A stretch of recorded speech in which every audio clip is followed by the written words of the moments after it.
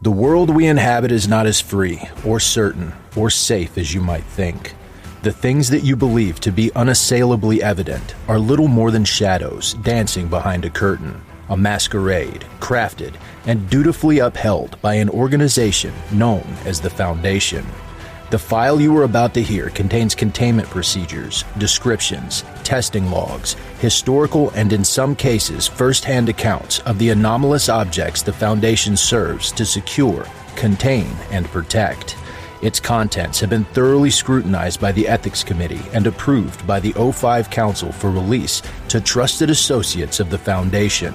This is SCP Unredacted.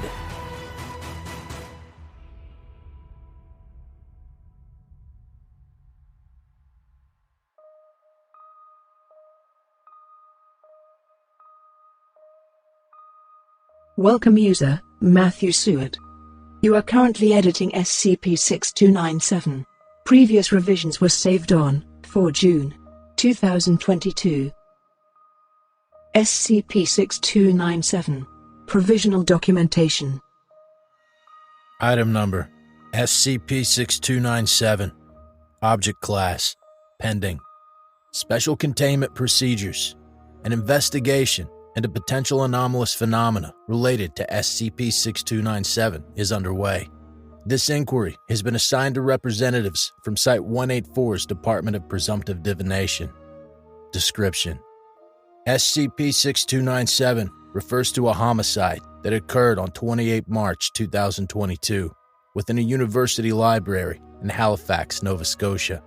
Initial reports indicate a possible thaumaturgical ritual occurred preceding, during, or immediately following this event. Additional information will be amended to this file as the investigation continues. The following is an excerpt from Matthew Seward's divination log, entered shortly after his examination of the anomaly, alongside Madame Laurier, the director of the Department of Presumptive Divination. Divination log, 29 March 2022. Forward. In this role, you come to see death as a window to look through. It's something that's already there before you start gazing at the true subject, what's really important. It doesn't feel like that anymore. I've been asked to share this log entry due to the investigation into the anomaly. However, some additional contextualization may be appropriate. When divining, one looks for signs and phenomena that indicate, or more accurately reflect, likely future outcomes, omens. Our role is to know what is significant, and then what that significance means. To do that, we train ourselves to absorb as much information as possible in a given moment, analyze it, and retain that knowledge to refer to. This divination log is primarily a tool to assist with that. For the sake of documenting the anomaly, however, I've included peripheral information preceding and following my encounter that would normally be irrelevant to the log. We didn't speak much as we drove into Halifax, but that wasn't unusual. I'd never known Madame Laurier to partake in small talk, even when it would have put people at ease. It wasn't until she'd parked the car and the headlights were off that I brought up what was on my mind. If this was a murder, why are we here? She didn't respond as she got out of the car and started making her way to the library. The building was squat and low to the ground, grand though, stonework and soft light spilling into the night from the arched windows. There was a cop at the entrance. Madame Laurier spoke to him for a moment. As the man held the door for us, the smell hit me first, acidic and metallic. The smell of recent death and daily work. It lingered in the air, heavier than I was used to. And as we turned to the reading room, you could almost taste it. Scent gets into you like that. Sight and sound, there's a barrier of experience between you and it. They affect your body, but don't violate it. Scent is intimate. You take it in. It's transgressive. It unnerved me how familiar that taste had grown, especially as we turned into the reading room. The first thing I saw was the blood. It caught the light, held it, splintered it into crimson hues, memories of violence. It laid across the floor in concentric rings. In the center was the body, a shriveled thing, curled in on itself.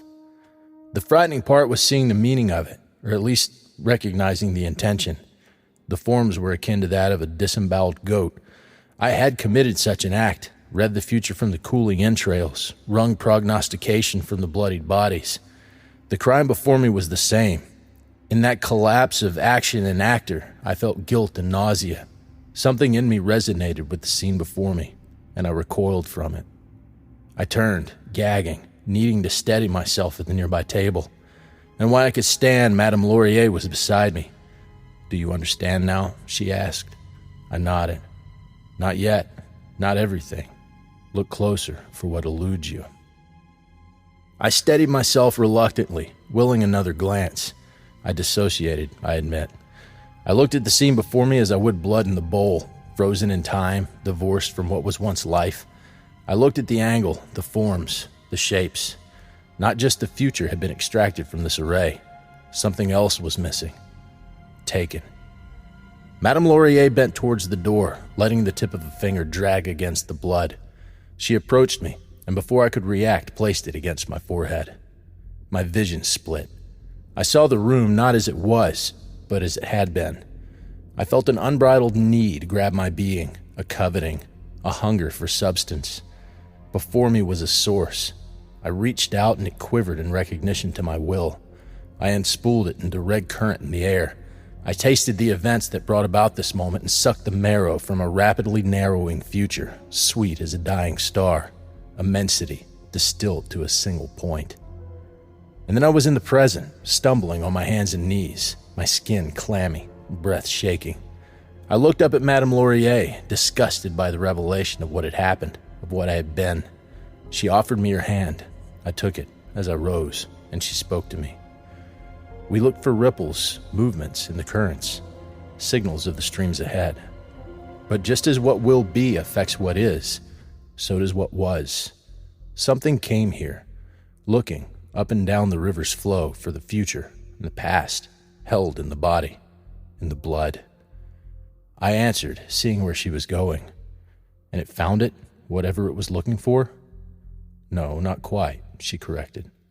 It wasn't here to look for a future in the past. It fed upon it. Additional context. Vampirism. An account of the vampire, with apologies to Buffy and Van Helsing. Dr. Harper, Department of Fictocritical Mythology. An introduction. In Bram Stoker's seminal vampiric text, Dracula, unlike many of its adaptations and reinterpretations, the reader knows very little of the titular character. We learn, as the text progresses, his strengths, weaknesses, and desire for English blood, but we're never given an emotional appeal to his past, tragic or otherwise, or what he intends to do, aside from continuing to spread the plague of vampirism and satiate his endless appetite. It may be presumed that this is a result of the structure of the work itself. Dracula is, after all, a series of documents assembled by the ambitious vampire hunters, a dossier on Dracula's crimes that does not leave room for a sympathetic, self-reflective, or human villain. However, this depiction draws attention towards an important characteristic shared between this literary creature of the night and the entities we, the SCP Foundation, have colloquially designated as vampires. The vampire is fundamentally a creature of the present. It only exists in relation to the immediate moment in time it occupies at that moment. Driven by these base desires, the vampire does not relate ontologically to its own past or future. While the creature may be cunning, capable of orchestrating and executing predatory plans and drawn-out seductions, the purpose and intent of said actions are intimately related to its grounded relation to the present. Vampires are inhuman, not due to their actions, but their fundamental relationship to the experience of time. However, it is extrapolated that this existence is not one of contentedness. The vampire ever grasps at that which it cannot have, the very experience of past and future it is defined in opposition of. Blood, ever symbolic, occupies a physical manifestation of this craving. Although the exact nature of this relationship is unclear, the relation of blood to the past, often expressed in relation to family lineages, and the future, is reiterated time and time again. Behind the veil, blood is a demonstrative vector essential to the time-crossing magics of the Davites and occupies ritual significance among various thaumaturgical groups. In this framework, blood is not merely the life, it is a manifestation of the experiences of life and the ongoing will desire, and ability to live. It is the antithesis of the vampire, who craves it in recognition of its absence. This is the source of their thirst, for even the finest wines and appetites of the flesh offer only pleasures in that moment. Blood, in contrast, provides the vampire with a taste of the infinite, of the impossible and transcendent, something to die for, to kill for. Divination Log, 30 March, 2022. We went to the victim's dorm room today, Madame Laurier and I. It was a single room on campus. The Don led us up the staircase, chattering on all the while about how horrible the whole thing had been. They closed the library, had to bring in specialists who could clean it. Wasn't exactly facility's typical work. I wasn't sure what to expect when he fished an electronic key from his pocket and swiped it against the handle. Maybe some sort of echo of the scene I'd seen the previous day. As the door swung open, the first thing that struck me was how normal it felt. A single room with a cookie-cutter bed frame, messy sheets, a few posters and personal touches, but a transitory space. Beneath the rotation of personalities over the year, there was a sense of identity here. For the most part, its occupants went through the same cycles of love and heartbreak, stress, regret. Not its most recent one, though. Madame Laurier told the Don we'd need a moment. She'd introduced us as detectives, but that wasn't a profession I'd signed up for. When the door shut, she told me to look for something personal, a diary if there was one. I glanced around the mess of notebooks and school supplies. Some novel was face down on the desk, and the small shelf was piled with books. I was going to make a comment about not knowing where to start when suddenly I did. In the lower drawer of the bedside table, I stooped down, pulling out a gray-covered, dog-eared book. As I touched it, my vision shifted. I was sitting on the bed, writing in it. The details were fleeting. I was stressed, I can recall that, but nothing more of substance. I tried to push myself forward in my mind and felt myself skip like a stone through flat water. It touched down again, on the other side of something. I was in 100 places at once. In the dining hall, walking to class, taking notes, and then the library and those other presences faded into the definitive.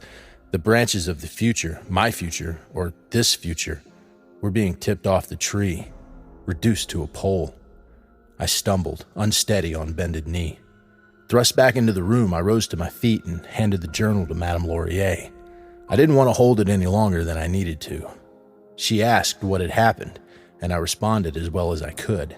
She flipped through the book as I spoke and set it down on the bed as I finished. I asked if we need it for the investigation. Not anymore, she answered. MTF Iota 3, 31 March, 2022. Surveillance Report. Forward. Following the events of 29 March 2022, Madame Laurier requested Foundation personnel, Matthew Seward, be placed under covert surveillance. Mobile Task Force Iota 3, Neighborhood Watch, is responsible for this ongoing initiative. The following surveillance report details an event occurring on 31 March 2022. 0302. The subject becomes restless in bed, rolling back and forth and pushing the covers off its body. 0320. The subject appears to rise from the bed. The individual's eyes remain closed, and they appear to begin sleepwalking. The subject approaches the room's window and draws back the curtain. Rain is seen, softly falling against the glass. 0335. The subject places both hands against the pane of the window. They begin vocalizing unintelligibly, which continues for several minutes. 0338. As seen in the reflection of the subject in the glass, one eye opens. It appears to make prolonged eye contact with the covert camera installed in the lighting fixture. MTF Iota 3 is placed on intervention standby as a precaution should the entity display hostile anomalous behavior. 0342. The subject's open eye closes and the individual moves towards the bed. At some point within the previous 40 minutes, the subject suffered a laceration on its left hand. Blood trails onto the bedsheet as the individual lies down and covers themselves. 0418. Surveillance personnel from MTF Iota 3 note an unusual outline in the reflection of the room's window, mirroring the form of the subject. This form becomes harder to determine over the period of 5 minutes due to the ongoing rain. Afterward. Due to the recorded events, surveillance personnel responsible for monitoring Matthew Seward placed a request for his temporary detainment to ascertain the validity and nature of the potential anomalous phenomena displayed. This request has been vetoed by Madame Laurier, Director of the Department of Presumptive Divination. As such, Matthew Seward is permitted to continue his regular duties and responsibilities under persistent surveillance. Divination Log, 3 April 2022. While in fiction, dreams are recurrently depicted as prognostic. In truth, they're noticeably unreliable. Dreams are complex manifestations of the human psyche, trying to unwind what significance is imparted upon them from the future, and what is manufactured by the brain's mundane chemical reactions is a fool's errand. Dreams lack substance and depth, unlike blood and bones. The physical world has set a baseline, something that can be changed by temporal influences, and in turn, read by those who know where and when to look. But even knowing this, sometimes you can't help but read significance behind them. Lately, I've been having dreams of blood. They start with me before a copper vessel. In it, liquid seeps from the cooling entrails. I start to examine them, to pick apart their meaning, but I see myself in the reflection, altered in the slippery distortions of metal and blood, but still me. I reach towards it, and the mirrored, reddened hand moves towards me. Our fingers touch on the surface, and I push through, breaking the tension. In response, the dripping hand slides up my arm. I force it in deeper, and the warmth radiates along my forearm beneath the liquid surface. A heat echoed by the touch of the wet hand upon my upper arm and the drips that run across my bare skin. The foreign, familiar hand slides up to cut my neck. It goads me on to push in further, more completely. Slipping forward into the vessel, my elbow disappears into its depth. The hand creeps further along my body. It touches gently upon my face. Where it passes, it leaves behind its ichor. The wet mass of it drips down my front. I can feel the movement of the heat as it trickles, pools, and diverges. I push again. I know there's something there for me, something to reach. My body twists as I press my shoulder to the rim of the dish. The hand emergent is on my cheek, pulling me inwards. Further. I let it take me. My face is against the surface now. 2 slick fingers slip between my lips and tug at my jaw. I let it open me, and the blood pools in. The taste is sweet and familiar. It takes me under. And I wake up. I've spoken to Madame Laurier about these dreams and about the murder, but she's been dismissive. She's taken the lead on the case and suggested the dreams were a consequence of the fugue state I entered. Apparently, an individual uninitiated with seeing the past, particularly someone else's, will often suffer from hallucinations as their brain attempts to insert the memories into its existing chronology. I can understand what she's saying, but it doesn't feel right. I'm going to keep monitoring it. Site 184, Requisition Order. Crucible Class, Restricted Thaumaturgical Materials. Requisition Materials: Copper Vessel, 15 liter. Divining Rod, Metal, 2 feet. Chalk, 98% minimum calcium carbonate. Vellum, calfskin, 2 rolls. O-negative blood, human, 2 500 milliliter bags. Antiseptic bandages. Hematomantic bloodletting equipment, sterile.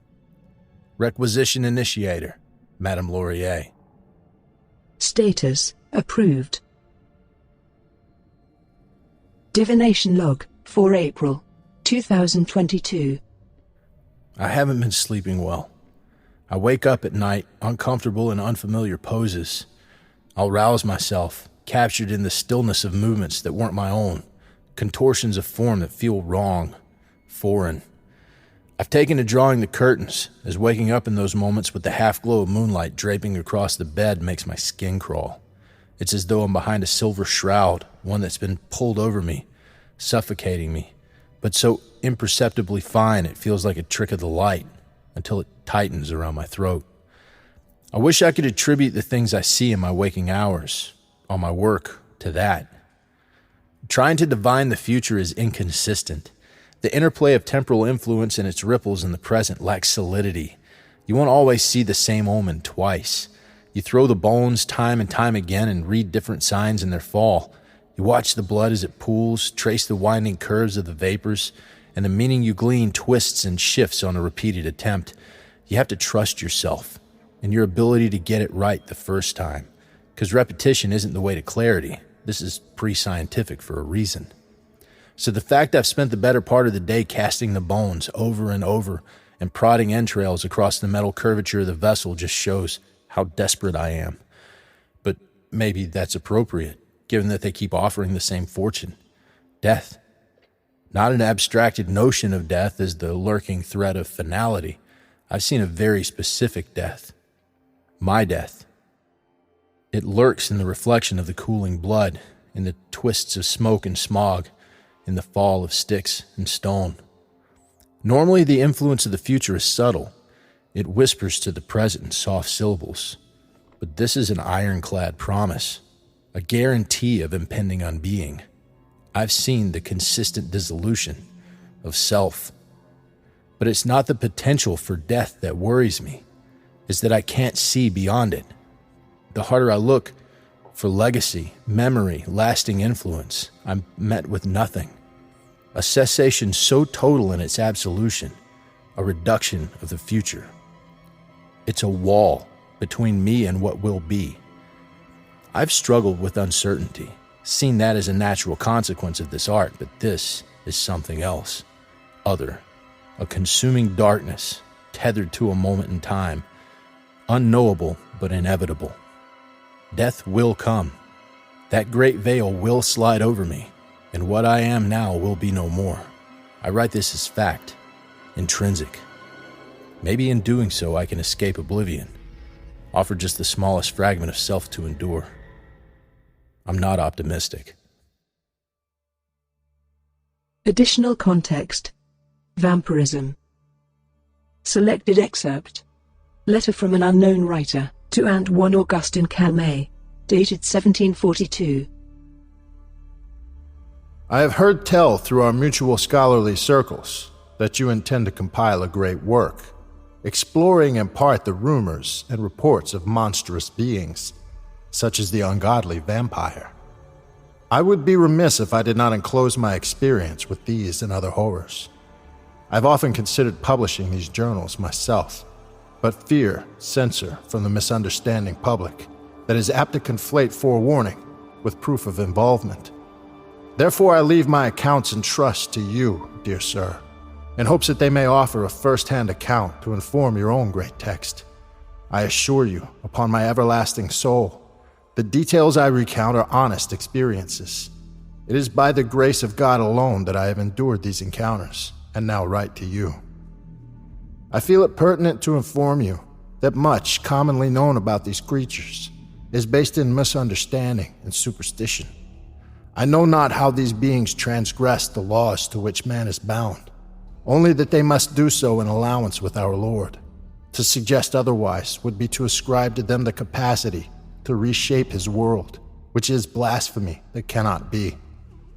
Indeed, much of their nature aligns more with the accounts of his angels than the predatory beasts encountered throughout this broad world. It might be that they are those fallen angels thrust into hell, now freed by his will to enact his judgment against us sinners. But I moved too hastily. At present, it is worth summarizing the common motives and methods I have seen employed by the vampire and its ilk. The vampire is not a creature of flesh and substance as we are. They are immaterial and by choice imperceptible. They move upon gossamer strands and through shadow, sometimes here, sometimes there. To track a vampire is to hunt moonlight, and only the most holy objects, endowed with a blessed affiliation with the Lord, our God, may hope to affect such a creature. Their method of predation is perverse, yet predictable. Their victim receives their mark, having through their actions, thoughts, or deeds sinned against the Lord, and thus permitted the creature to enter and suffuse their body. In this moment of possession, it must be assumed the immortal soul departs from the body, as it does upon natural death, to face his judgment. The vampire thus occupies the once human, and may act in its victim's voice and movements for some time. It will soon become reclusive, and find for itself a lair or dark place from which to consume the blood of the victim. This act, I presume, works to remind us through perverse mimicry of the great sacrifice of the Son of God, who gave to us his body and his blood so that we may be cleansed of our sins and, God willing, live eternal life in his glory. While one is the greatest of sacrifice for our mortal kind, the former is an act done in lust and greed. The vampire, having made of its victim a feast, departs the body, which then, lacking its animating soul, suffers the effects of decay and may thus be buried with Christian rites. There are accounts of the vampire being dissatisfied with the consumption of its initial host, and thus remaining within its form, seeking the blood of other living, innocent souls. I'm unsure as to the validity of this claim, or if the presence of the vampire leads those more impressionable minds who cannot ascertain the nature of its predation to see dangers behind every corner. In these following documents, I offer my accounts of these creatures, in hopes that they may assist you in the work you endeavor to complete. Your friend. This text has been obfuscated. By the grace of God. Site 184, Site Security Statement, 4 June, 2022. Forward. The following transcription was taken from an oral report given by Site 184 security personnel, Jim Ardmore. Mr. Ardmore was questioned following the events of 5 April 2022, during which he was stationed at Site 184's gatehouse. In particular, the relevant event refers to the return of Madame Laurier to the site, accompanied by the deceased corpse of Matthew Seward. Both individuals had departed earlier in the day to consult with a thaumaturgical specialist. Yes, I do recall the individuals leaving the site. When Madame Laurier was leaving, she informed me she had received permission to take the restricted thaumaturgical materials off-site. I checked and all the relevant approvals had been given, so I waved them through. I didn't notice anything peculiar at the time. Mr. Seward looked a little tired, perhaps, but I didn't have the opportunity to speak to him. I'm not sure I would have thought to ask anything if I had. I noticed something was off as she returned to the site. They left around noon and were coming in towards the end of my shift, I think about 8 o'clock. The security log will have the exact time. Anyway, I could see that Madame Laurier was in the front seat as they drove up. I had assumed she'd just dropped Mr. Seward off at home and was returning the materials.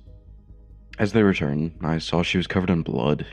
I'm ex-military and I've seen friends of mine bleeding out, but this was absurd. Some Tarantino stuff. The whole front of her clothing was covered in it, splashed up into her hair. I was about to call for medical, thinking there had been some sort of car accident, and the adrenaline was keeping her conscious when she started to speak, really calmly. She told me she'd need my help in the truck. It didn't seem like she was in shock, just weirdly calm. I followed her around back as she got out, and I could tell it was mostly dried on her, with some wet, slick spotches in her hair. As she popped the trunk, I knew the blanket-wrapped lump could only be a body. At this point, I started moving back, and I told her to remain where she was. She leaned against the side of the car and told me I'd just be wasting all of our time. I radioed for backup, and once they were there, we searched her in the car. The thaumaturgical materials had been used, and we put two and two together. One of us marched her up to head camp, and the rest of us brought the body to medical. I was there when they unwound the sheets. It was Mr. Seward, that much was clear. His skin was pale white, though, and shriveled. I got sent home after that. Word is Madame Laurier was cleared. I don't know what happened, and quite frankly, I don't even want to guess. Attention. Date, 4 November, 2022. User, Matthew Seward. You are viewing documents attached to this file, prior to 4 September, 2022. You have approved one additional attachment, and have one outstanding attachment pending approval. Divination Log, 9 April, 2022. So, obviously by the nature of me writing this, it should be clear that I'm not dead. Not currently dead, that is. It's a hard thing to wrap your head around. I suppose I should start from when we left the site.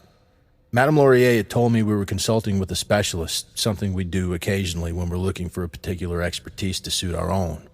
We arrived at the woman's house, a member of a local coven, the wicked witches that Madame Laurier had known for a long time. I know I was introduced, but I'm not sure about her name. A lot of the details from that day are fuzzy now. They asked me to read through the library there, double-checking the dates for an augury ritual we were trying while they set up. I didn't notice anything unusual until I stepped into the room. When you're trained to notice things, to capture minute details, you get accustomed to reading a situation. As I walked in, before I could even process what I was seeing, some part of me, deep and animalistic, was commanding me to run, to turn. The floor was covered in chalk circles radiating from the copper vessel. It was dim, with only the flickering of candlelight. The scene before me radiated with this absolute sense of power and presence. Sometimes you get a clearer sense of the future or the possibility of the future. Things respond to observation. That's as fundamental a principle in magic as quantum physics. I knew what was happening here wasn't just looking, it was something more intentional, more direct. I stamped down that flight response and took a moment to ask what was happening. As I did so, there was this flash of silver in the corner of my vision, and I found I couldn't speak. I raised my hand to my neck and it came away wet. In that moment, my body started to come undone. I could feel the blood trickling down, swelling. It wasn't just bleeding, it was being pulled out of me, summoned forward. That feeling of your veins pulsating involuntarily, expelling the very substance keeping you alive. It was like there was something inside me, living and alien, trying to escape. I fell forward, onto my knees. A hand on the back of my neck moved me toward the vessel. I could see into it as the blood filled it. I watched my life leaving my body, pooling into a reflection that was and was not me. The only thing I could think as I slid out of consciousness, my eyes locked on the figure in the reflection, was how grateful I was not to be it. The next thing I knew was bright lights, the unmistakable glare of a hospital. I tried to sit up but couldn't move. My neck and chest were locked in place. I glanced around, recognizing the Site 184 medical ward. I tried to speak, eliciting only a broken croak. It was enough to bring someone over. Leaning into my vision was those piercing eyes of Madame Laurier. I should have been terrified, but I was calm. I don't know why. After a moment, she began to speak. I am sorry for what you've suffered by my hand. Were there any other option, I'd have taken it. I swallowed and tried to speak, managing only a single word, a question. Dead? Yes, she answered. I spoke to you of the vampire, a being of the present, of hunger and of blood. It had you, was draining you, slowly but surely. When it was done, if it sensed a threat, we'd have lost it again. To kill it was to kill the present. To kill the present was to kill you, body and mind. We slit your throat to bleed you dry, a lamb to the slaughter. I tried to respond, but she rested her hand on my arm softly. Easy. You'll speak in time. Yes, you died, and yes, you lived. You understand the river of time. Know to look at how the rapids downstream affect the current where you are. We pushed you, your awareness, further along down the river. You found safe passage home once your body drifted along to where you were, to the now. The threat is past, washed away, and now it's only you who remains. You must rest. I wanted to protest, to question, to understand this act that defied my knowledge and experience. Such a thing couldn't be possible, and yet here I was. But fatigue overtook me, and I drifted off. I started writing this when I woke up. The whole experience feels unreal, othering. I wanted to make some lasting account of it, even though I want to forget it as well. I don't know what it means, that I was dead and now live. I don't know what matters more, the progression of my body through time, or my consciousness of that fact. I suppose, at the end of the day, it doesn't matter. I'm here again, and there's still work to do. Attention. Date, 4 November, 2022. You have one remaining file, pending attachment approval. Preview. Divination Log, 11 April, 2022. I was worried I'd forget what happened entirely. Suffer the obscuration of fact to unbelievable myth. It hasn't happened yet, though. And I don't think it will. Not with this reminder on my flesh. It rings around my neck, this angry scar. Whenever I look in the mirror, it's there. I can't help but think of the first time I watched Madame Laurier open up a goat, the same practice moves that slit me open. I can picture that moment, when the interior and the exterior meld in a red outpouring. I went back to work today. I drew the blood from a corpse again. I thought about how I lost the ability to act, to protest, to fight when it happened to me. I may as well have been dead myself. Maybe that was the point. I let the blood pool into the vessel, keeping the entrails within the carcass. It flattened and shone, smooth and even in the dim light. I leaned forward looking for meaning. What I found was an absence. I knew it intrinsically, although I couldn't tell of what. Then revelation unveiled itself. There was no reflection, no mirrored image of myself looking out. No gaze met my own, just the flat, red expanse. I was horrified. Not for what wasn't there, but because I realized I could bring it back. That the not-self hasn't dissolved.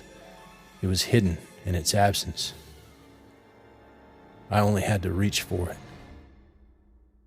Would you like to approve this file for attachment? You have selected No. The pending file will be removed, and approved changes will be saved. Thank you for listening. If you like what you hear, join my Discord community, hire me on Fiverr, or help support me by becoming a patron for as little as $3 a month.